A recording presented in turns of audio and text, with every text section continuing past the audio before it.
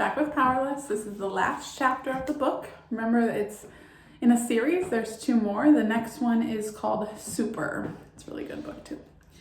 Chapter 25, The Legacy of Johnny Noble. There goes one. Where? Asked Eric, squinting to see. There, just above the tree line, Daniel pointed. See where the handle of the little dipper dips down? It was right there. That was a plane, said Rohan. Are you sure? Daniel asked Rohan, who just blinked in response. Okay, but I'm making a wish on it anyways, just to be safe. Can you wish for it to be a little warmer? Asked Molly. I'm freezing my butt off. To illustrate her point, she let out a long breath and watched it as it turned to mist in the chilled night air. Here, said Eric, offering her his mug. Have some more hot chocolate. It'll warm you up. Thanks, said Molly. Want some, Rohan? Sure, said Rohan, but watch the backwash. The 4 of them sat on Eric's front porch under a clear December sky. The temperatures had dropped steadily in the last few weeks, but they were still anxiously awaiting the first real snowfall of the year. With no snow on the ground, they had to satisfy themselves with other occupations like normal meteor showers and the pleasure of each other's company. Other than at school, the supers of Noble's Green had seen very little of each other over the last month, due to the mass groundings that came out of the night at the quarry. When the group of friends turned up at the police station, all dirty and bruised and bloody, their parents had been nearly hysterical. Once they realized that all the children were safe and accounted for, their hysteria turned to relief, then to anger. The kids told their parents the truth as far as they were able. They said that they had been afraid when Eric went missing and had decided to search for him themselves. They found him trapped in the old quarry. That alone was an offense punishable by a month-long grounding, and the children went to rescue him. It was close to the truth, but blurry enough to still be a lie. Not one of them felt good about it, but they all agreed that there were just some secrets that grown-ups were not ready to hear. And so there was no mention of Hermit Plunkett or the dark caves or any of that. In the end, Daniel suspected that the adults were actually a little impressed with their friend's loyalty, even if they were absolutely furious with their bad judgment. The punishments were severe, but each child sat through the lectures and the groundings with the secret knowledge that they had accomplished an unspoken good. Friends had been saved, and their futures were brighter than before. It was now early December, and their groundings would go on longer.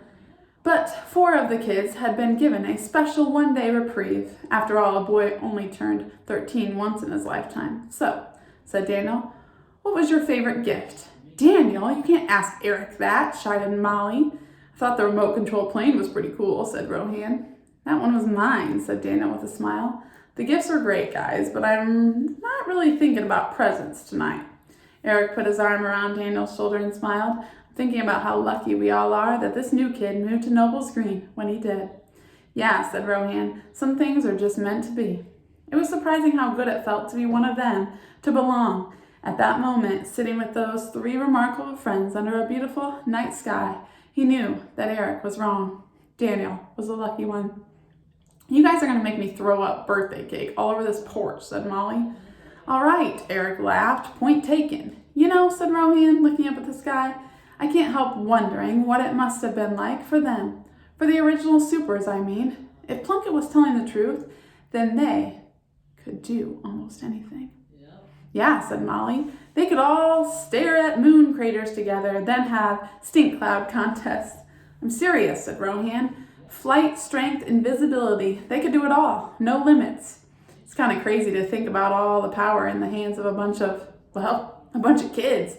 No one said anything for a while after that. The 3 of them just continued searching for the shooting stars that weren't there, until they saw a car's headlights and the driver honked at them. That's my dad, said Rohan. Come on, Molly. We can drop you off on the way. Need a ride, Daniel? No, thanks, he answered. My mom's on her way. Okay, well, it's back to house arrest for all of us, I suppose.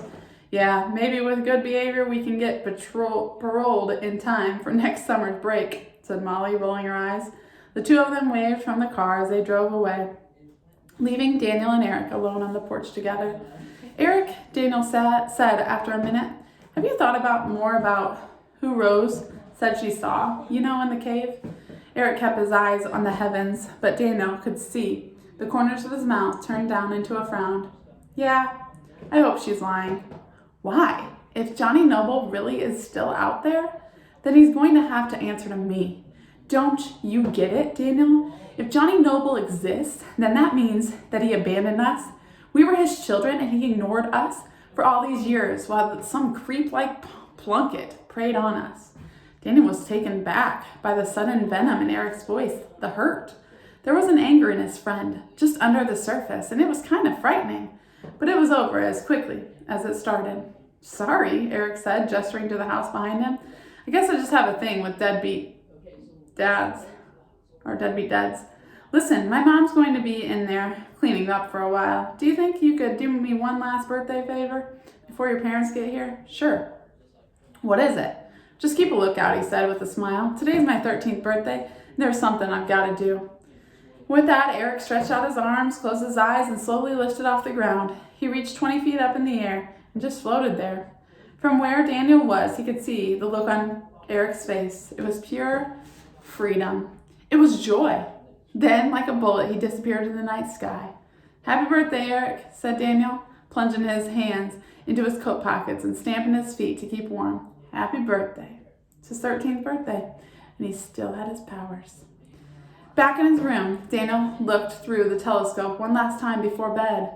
The stars were bright but still static. Not a one fell.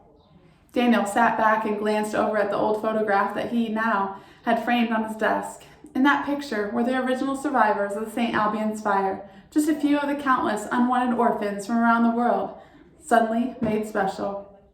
There was Graham, and Daniel had spotted Molly's great-grandmother in the crowd, Rohan and Eric, Clay and Bud, Louisa and Rose and Michael, and so many others had descended from those scared, lonely few. Daniel felt sad for them, for all of them, even Herman Plunkett. They had no idea what was in store for them. They were only children after all. Daniel let his gaze drift over to the lights across the street. The Lees were probably going through their usual routine, oblivious to the remarkable daughter who had shown so much bravery in the face of so much fear. He knew that they loved their little girl, but he thought it was a shame that they couldn't know what a real hero she really was. Daniel's eyes was drawn to the street light. Near the edge of his yard, a man was standing there looking up at Daniel's window. It was a well-dressed man he'd met outside Plunkett's house, the one who'd come to the house after Graham's funeral, and he was smiling, a big, bearded smile. He gave Daniel a small wave, and like that, he was gone.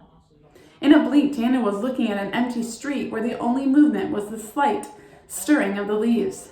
Daniel looked back at the photo, and this time he ignored the frightened faces of the children and focused instead on their savior, Johnny Noble himself. The man in the photo was filthy and 60 years younger, but Daniel knew him. He was sure of it. He remembered Rose's message, the one delivered by the mysterious stranger who had been watching them all along. There are more answers out there for a good detective to find. Daniel stayed at his window for a long time, but nothing more happened. Johnny never reappeared. It was just an empty street. So that was Johnny Noble in that nice suit.